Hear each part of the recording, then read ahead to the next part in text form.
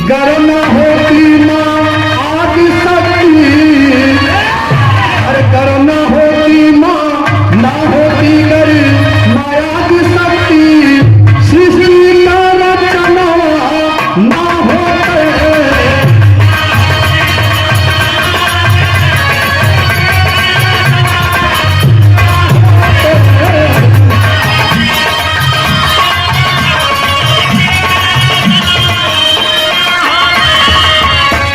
अगर माता आदिशक्ति ना आई होती तो शायद ये सृष्टि का रचना ना हुआ होगा।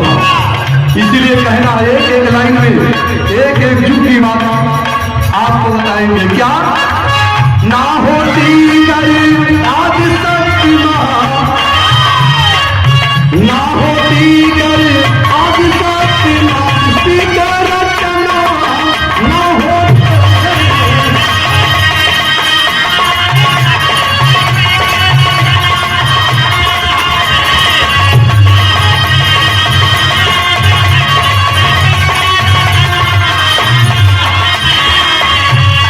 समय आई अगर मां आदिशक्ति ना होती और क्या ना हुआ होता। ऐसे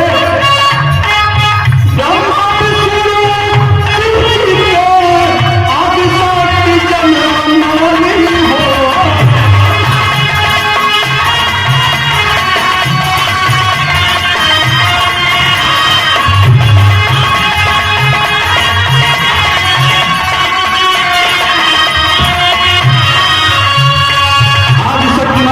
ब्रह्मा विष्णु महेश को जन्म दिया। अगर आदिशक्ति में मां ना होती तो आज भगवान भोलेनाथ का दरबार ना होता, ना कहीं भगवान विष्णु होते, ना कहीं ब्रह्मा होते। ये कहना है क्या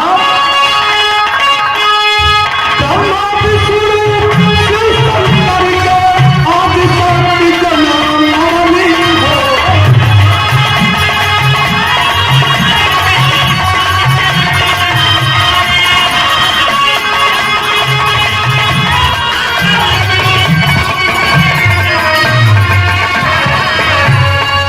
ना होती कर दुर्गा मैया, अगर दुर्गा माँ ना होती तो क्या होता। ना होती कर दुर्गा मैया मैं ठाकुर बना ना होता।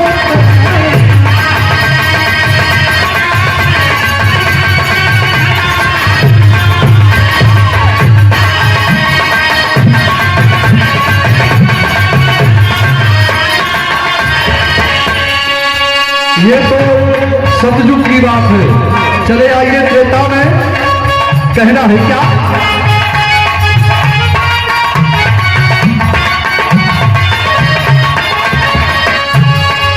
राम सिया संग वन में पहली उड़ गया अयोध्या छूट गई।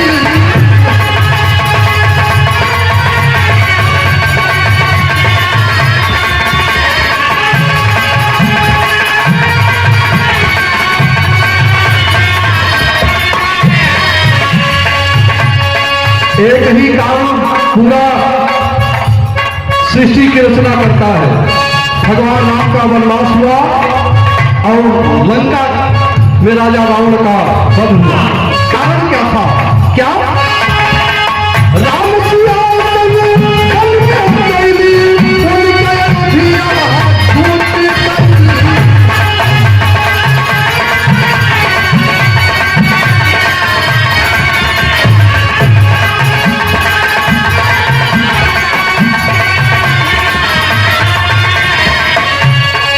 लक्ष्मण रेखा जो नाम घटी,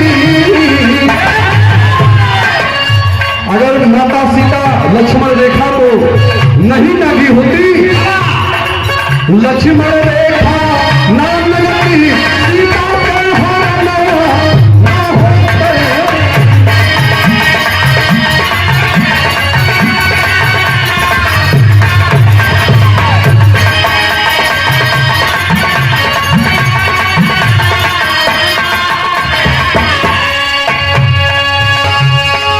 राम सिया संग वन में पहली उड़ गया अयोध्या छूट गई।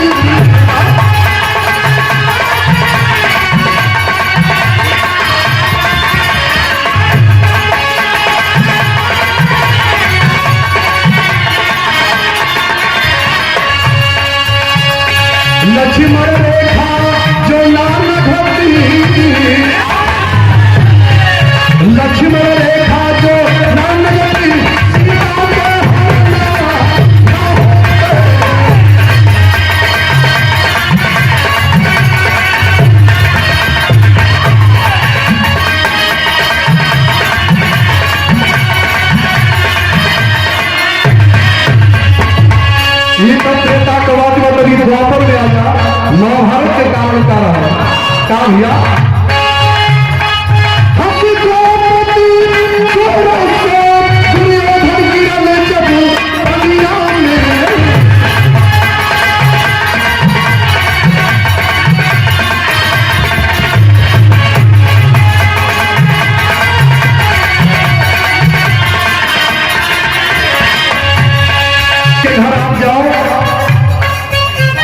पानी में गिर जाओ, अगर परिवार के लोग आपका उपहास करते हैं तो शायद उससे बड़ा अपमान दुनिया में कोई है नहीं। जब दुर्योधन लक्षागृह में गया, ऐसा वो लक्षागृह था जहां पानी दिखाई पड़े वहां सूखा था, जहां सूखा रहे वहां पानी दिखाई पड़ता था।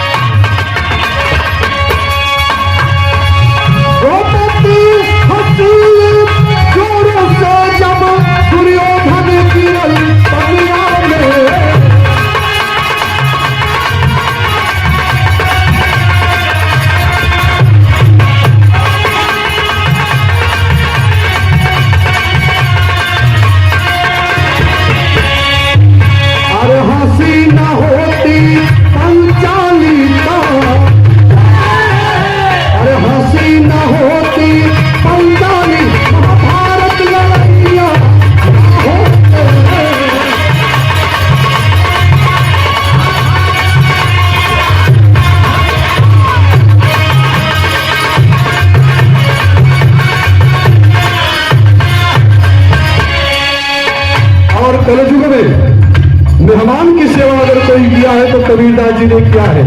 कैसे?